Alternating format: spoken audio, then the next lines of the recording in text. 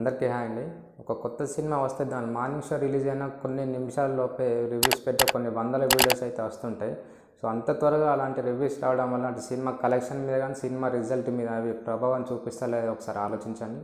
So ఖచ్చితంగా ఎంతో కొంత ప్రభావితం అయితే ఆ రివ్యూస్ అనేది చూపిస్తూ ఉంటాయండి. సో ఈరోజు టాపిక్లో మనం దాని గురించే మాట్లాడుకుందాం. రివ్యూస్ వల్ల సినిమా రిజల్ట్ లేదా సినిమా యొక్క కలెక్షన్స్ మీద ఎఫెక్ట్ పడుతుందా లేదా అనేది మనం ఈరోజు టాపిక్లో మాట్లాడుకుందాం.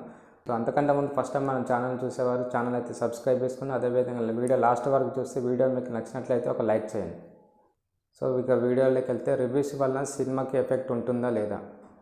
సో ఇదే రివ్యూస్ చెప్పే వాళ్ళని అడిగితే వాళ్ళు ఏమంటున్నారంటే ఆడియన్స్ లేదా ఫ్యాన్స్కి హీరో మీద ఉన్న అభిమానం లేక ప్రేమని మూవీ మేకర్స్ వాళ్ళైతే దాన్ని ఒక క్యాష్ లాగా భావించి వీలైనంత తొందరగా ఆడియన్స్ లేదా ఫ్యాన్స్ నుండి వాళ్ళ దగ్గర నుండి డబ్బులు లాక్కోవడానికి ఇష్టం వచ్చినట్టు టికెట్స్ రేట్స్ ప్రైజెస్ పెంచుతున్నారు.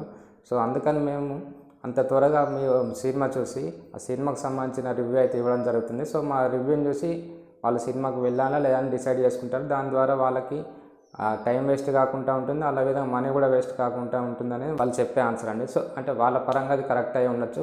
కాకపోతే అటు మూవీ తీసే వాళ్ళకు అటు మూవీ మేకర్స్ సినిమా ఇండస్ట్రీ తోటి ఉన్న వాళ్ళకు అది కొంచెం వేరేలా అనిపిస్తుంది. గమనించాల్సింది ఏంటంటే సినిమాలో కంటెంట్ కనుక కరెక్ట్ ఉంటే ఎలాంటి రివ్యూస్ ఇచ్చినా ఎలాంటి టాక్ ఇచ్చినా ఎలాంటి టాక్ స్ప్రెడ్ చేసినా కానీ సినిమా హిట్ ఆపడం మాత్రం ఎవరి వల్ల కాదండి. దానికి ఎగ్జాంపుల్ అటు దేవర అయినా ఇటు ఓజీ అయినా అండి. ఓజీ సినిమా కానీ దేవర సినిమా కానీ రిలీజ్ అయినప్పుడు రివ్యూస్లో చాలా వరకు నెగిటివ్ రివ్యూస్ ఇచ్చారు. టాక్ కూడా మిక్స్డ్ టాకే వచ్చిందండి. కాకపోతే ఆ రెండు సినిమాలు హిట్ అయ్యాయి, రెండింటికి మంచి కలెక్షన్సే వచ్చాయి. సో సినిమాలో కంటెంట్ కనుక కరెక్ట్ అంటే సినిమా ఎవరు ఎంత నెగిటివ్ స్ప్రెడ్ చేసినా సినిమా హిట్ కాకుండా ఉండడం అయితే జరగదండి. సినిమా పక్కాగా హిట్ అయిపోతుంది, దాని పని దాన్ని చేసుకుంటూ వెళ్ళిపోతుంది. సో మరి రివ్యూస్ వల్ల ఎఫెక్ట్ అవ్వవా అంటే అవుతాయండి. ఆ ఎఫెక్ట్ అనేది ఎలాంటి సినిమాల మీద పడుతుందంటే చిన్న సినిమాలు లేకుంటే ఓకే పర్లేదు చూడవచ్చు, లేదా బిలో యావరేజ్ సినిమాలు ఉంటాయి కానీ వాటి మీద మాత్రం ఖచ్చితంగా ఎఫెక్ట్ అనేది పడుతుందండి. చిన్న సినిమాలకు ఎలా ఎఫెక్ట్ పడుతుంది అనేది మనం చూసుకుంటే సో ఈ రివ్యూ చెప్పే వాళ్ళు ఎవరైతే ఉంటారో వాళ్ళ మైండ్ సెట్ ఎలా ఉంటుంది అంటే ఫస్ట్ సినిమా వెళ్ళి చూడాలి, అందరికంటే ముందు నా రివ్యూ రావాలి అంటే వాళ్ళ పాయింట్ ఆఫ్ వ్యూలో అది కరెక్ట్. ఎందుకంటే అందరికంటే ముందు నేను ఒక ఇన్ఫర్మేషన్ ఇస్తున్నాను, నన్ను ఫాలో అయ్యే వాళ్ళకి నా నుండి నేను ఇచ్చే ఇన్ఫర్మేషన్ తీసుకుంటారు, తర్వాత వాళ్ళు వెళ్ళి చూడాలనుకుంటే చూస్తారు, లేకుంటే అనేది వాళ్ళ మైండ్ సెట్లో వాళ్ళు ఉంటారు.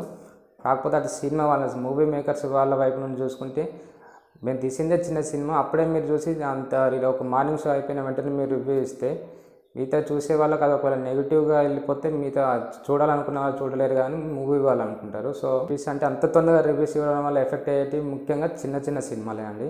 చిన్న సినిమాల మీద ఎఫెక్ట్ పడడం వల్ల వేరే వాళ్ళు ఎవరన్నా కొత్తగా వచ్చి ట్రై చేద్దాం మా టాలెంట్ ప్రూవ్ చేసుకుందాం అనుకునే వాళ్ళకి ఎక్కడో ఒక చిన్న డౌట్ ఉంది. అంటే మనం సినిమా తీస్తాం, కాకపోతే అది కొంచెం తేడా కొట్టినా కానీ నిమిషాల్లోపు అందరికి తెలిసిపోద్ది మనం సినిమాని చూడగలుగుతారా చూడలేరా, లేదా మనం సినిమా లాస్ట్లో ఏదైనా ఒక ట్విస్ట్ పెడితే అది బయటకు వచ్చేస్తే నెక్స్ట్ షో వరకు ఆ థ్రిల్ ఉంటుందో లేదో, నెక్స్ట్ ఆడియన్స్ దాన్ని ఎలా రిసీవ్ చేసుకుంటారో టెన్షన్లో కొందరు ఆ మూవీస్ తీసేయడం కూడా ఆగిపోతారండి.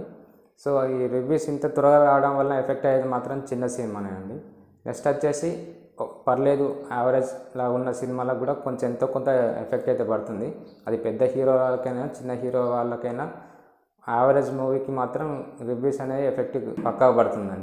అదేంటి అంటే ఒకవేళ ఒక పెద్ద హీరోగా సినిమా ఇస్తే ఎక్స్పెక్టేషన్తో వచ్చి పోయి చూసాక సినిమా స్టోరీ బాగాలేదు, యావరేజ్ ఫిలిం, ఓకే పర్లేదు చూడొచ్చు అనేలాగుంటే ఈ రివ్యూ చెప్పే వాళ్ళు దాన్ని ఎలా అంటే మితిమీరిన అవహేళనతోటి రివ్యూస్ చెప్పడం జరుగుతుంది. అంటే అందరు కాదు, కొందరు ఒక ఇద్దరు ముగ్గురు అయితే అలా ఉన్నారు. సో అలా వాళ్ళు రివ్యూస్ చెప్పి యూట్యూబ్లో వీడియో రిలీజ్ చేసేసరికి దానికి కొన్ని లక్షల మంది వ్యూస్ అయితే లక్షల మంది చూడడం జరుగుతుంది.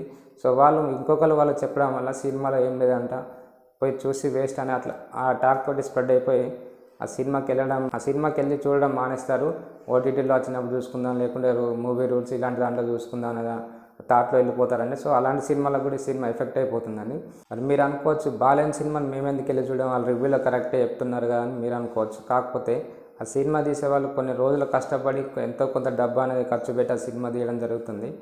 ఇక్కడ రివ్యూ చెప్పాలి ఓకే సినిమా బాగుంది లేదా అని చెప్పే వరకు ఓకే, కానీ మితిమీరిన అవహేళన చేస్తూ ఆ హీరోని కానీ ఆ డైరెక్టర్ కానీ అవహేళన కొంచెం అంటే తక్కువ చేసి మాట్లాడుతూ రివ్యూ చేయడం వలన అటు వాళ్ళ ఫ్యాన్స్కి సరిగా తీసుకోలేకపోరు, మిగతా హీరో ఫ్యాన్స్ దాన్ని తీసుకొని ట్రోల్ చేయడం ద్వారా ఈ మధ్యలో ఫ్యాన్ వార్ కూడా పెరిగే ఛాన్స్ ఉంటుందని మనం ఈ సోషల్ మీడియాలో చూస్తూనే ఉన్నాం. కొందరు హీరోలకి కొందరు హీరో ఫ్యాన్స్కి ఇంకో హీరో ఫ్యాన్స్కి అనేది పడకపోవడం జరుగుతుంది. అటు ఇదైతే ఇన్స్టాగ్రామ్లో ఎక్కువ ఉందండి. ఒక హీరో ఫ్యాన్స్ ఇంకో హీరోని ట్రోల్ చేయడం, ఆ హీరో ఫ్యాన్స్ ఈ హీరోని ట్రోల్ చేయడం అనేది. వీటికి ముఖ్య కారణం ఈ రివ్యూస్ అండి. రివ్యూస్లో మితిమీరిన అవహేళనతో రివ్యూస్ ఇవ్వడం, ఆ హీరోని తక్కువ చేసి మాట్లాడడం, ఇలాంటివి చేయడం ద్వారా ఈ ట్రోలింగ్స్ లేదా ఈ ఫ్యాన్ వార్ ద్వారా వచ్చే ట్రోలింగ్స్ మాత్రం ఎక్కువ పెరిగిపోతున్నాయండి. రివ్యూ చెప్పే వాళ్ళు కూడా అందరు కాదండి, నేను మళ్ళీ చెప్తున్నా, కొందరు మనీ తీసుకొని కూడా ఇప్పుడు రివ్యూస్ చెప్పడం స్టార్ట్ చేశారని మనకు అక్కడెక్కడ టాక్ వినిపిస్తుంది. అంటే మనీ తీసుకొని మూవీ మేకర్స్ నుండి ఆ సినిమా ఇలా ఉన్నా కానీ ఓకే సినిమా బాగుంది మీరు వెళ్ళి చూడొచ్చు అని అన్నట్టు రివ్యూస్ ఇవ్వడం అయితే జరుగుతుందని మనకు అక్కడక్కడ వినిపిస్తుంది. సో రివ్యూ చెప్పాలి చెప్పండి, మీరు నిజాయితీగా చెప్పండి, కానీ ఇలా మనీ తీసుకొని బాగాలేని కూడా బాగుంది కూడా బాగాలేదని చెప్పడం మాత్రం కరెక్ట్ కాదండి. అలా చేయడం ద్వారా మీరు మూవీ మీద ఆధారపడి మీరు రివ్యూస్ చేస్తూ యూట్యూబ్లో వీడియోస్ పెడుతున్నారు, దాని ద్వారా వచ్చే డబ్బు ద్వారానే మనం జీవించడం అయితే జరుగుతుంది. సో ఏదైతే మీరు మూవీని ఒక బేస్ తీసుకొని మీరు రివ్యూస్ అనేది చెప్తున్నారో ఆ మూవీ ఇండస్ట్రీ అనేది నాశనం అయిపోతే నెక్స్ట్ మీకు కంటెంట్ అనేది ఎక్కడ దొరుకుతుంది, మీరు ఎలాగ రివ్యూస్ చెప్పగలరు? ఒకసారి మీరు కూడా ఆలోచించుకోండి. కదండి నేను మళ్ళీ చెప్తున్నాను కొందరు వారికి. అదేవిధంగా కొందరు అయితే మరీ వింతవేరైన అవహేళనతో చేయడం ఈ మధ్య బాగా చూస్తున్నామండి. ఒక హీరోని తక్కువ చేసి మాట్లాడడం, కొందరు అయితే అటు మెగా హీరో ముఖ్యంగా పవన్ కళ్యాణ్ గారి సినిమా వస్తే మాత్రం ఎక్కడలేని అవహేళనతో రివ్యూస్ చేయడం అయితే ఒక ఛానల్లో మనం చూస్తూ ఉంటాం. అలాంటివి మాత్రం చేయకండి. అలాంటి చేయడం ద్వారా ఫ్యాన్ వార్స్ అయితే ఎక్కువ పెరిగిపోయి ఆ ఫ్యాన్ వార్ వల్ల జరిగేది ఏంటంటే ఈ హీరో ఫ్యాన్స్ ఆ హీరో ఫ్యాన్స్ కొట్టుకొని మధ్యలో నాశనం అనేది ఫిలిం ఇండస్ట్రీ అండి. ఎందుకంటే ఒక హీరో సినిమా వచ్చినప్పుడు మిగతా హీరోలు ఆ సినిమా చూడకుండా ఆపేసి, ఆ హీరో సినిమా వచ్చినప్పుడు మిగతా హీరో ఫ్యాన్స్ సినిమా చూడకుండా ఉండేసరికి ఆ సినిమాకి సరైన కలెక్షన్ రాక ఆ ప్రొడ్యూసర్ ఎవరైతే ఉన్నారో నెక్స్ట్ సినిమా తీయడానికి భయపడి ఇంకో సినిమా తీయడానికి కూడా ముందుకు రాలేడండి. అందరు చూస్తేనే సినిమా మంచి హిట్ అవుతుంది, కావాల్సిన కలెక్షన్ వస్తాయి. కొందరే చూస్తే ఏ సినిమా హిట్ కాదండి, అందరు చూస్తేనే సినిమా హిట్ అవుతుంది. సో రివ్యూ చెప్పే వాళ్ళు దయచేసి అలాంటి ఫ్యాన్ వార్స్ జరిగే విధంగా హీరోలని తక్కువ చేసి మాట్లాడుతూ అటు డైరెక్టర్లను తక్కువ చేసి మాట్లాడుతూ అయితే రివ్యూస్ చెప్పకండి. అండ్ ఈ మధ్యన మీరు చూసే ఉంటారు, కొందరు మన తెలుగులో రివ్యూస్ చెప్పే వాళ్ళు అయితే ఒక కొలాబరేషన్ పేరుతో ఒక మీటింగ్ పెట్టుకొని మనకు అయితే యూట్యూబ్లో ఒక వీడియో ఉంటుంది చూడండి. అందులో అయితే రిలీజ్ కాని సినిమా అటు పెద్ద ఇటు వారణాసి సినిమా గురించి కూడా పెద్ద స్టోరీ నాకు తెలుసు ఆ సినిమా అసలు ఆడదు, ఈ స్టోరీ పెట్టుకొని సినిమా ఇలా చేస్తున్నారు అనడం. వారణాసి సినిమా గురించి రాజమౌళి గారికి రాబోయే ఫస్ట్ ఫ్లాప్ సినిమా అని చెప్పడం అయితే జరిగిందండి. సో మీరు రిలీజ్ అయిన సినిమాల గురించి చెప్తేనే కొందరు సరిగా తీసుకోవడం అనేది. అలాంటిది మీరు రిలీజ్ కాని సినిమాలకు కూడా చెప్తే ఇంకా ఫ్యాన్స్లో ఎలా ఉంటుందో ఒకసారి మీరు ఆలోచించుకోండి. అటు మహేష్ బాబు గారు కానీ ఇటు రామ్ చరణ్ కానీ ఆపోజిట్ ఫ్యాన్స్ కానీ వాటిని తీసుకుని ట్రోలింగ్స్ చేయడం జరుగుతుందండి. దాని ద్వారా ఫ్యాన్స్ వారు పెరిగిపోయే ఛాన్స్ ఉంటుంది.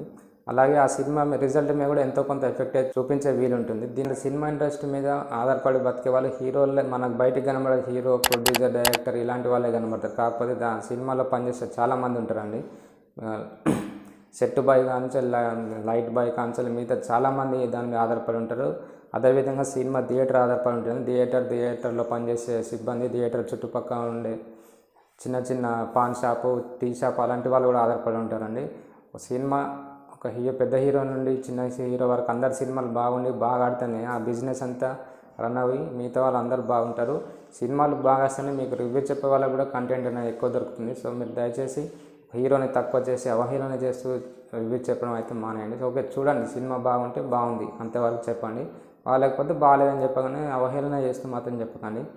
ఆ విధంగా రివ్యూస్ చెప్పండి, అంతేగాని సినిమా చూసేసిన వెంటనే ఆ సినిమాలో ఉన్న ట్విస్టులు లేకుంటే అది బాలే ఇది బాలే అనుకుంటా చెప్పడం, అవహేళన చెప్పడం మాత్రం మానేయండి.